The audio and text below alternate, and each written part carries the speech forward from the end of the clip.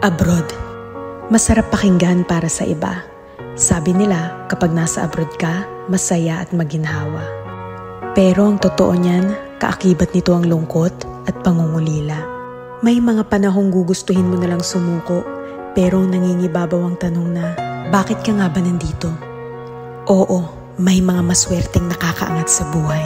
Pero aminin nating hindi lahat pinapalad na magkaroon ng magandang buhay. Basta tandaan mo, lahat nagsisimula sa pinakababa bago ka makarating sa itaas. Kapalit ng bawat paghihirap ay ang buhay na pinapangarap. Walang imposible sa taong may tiyaga.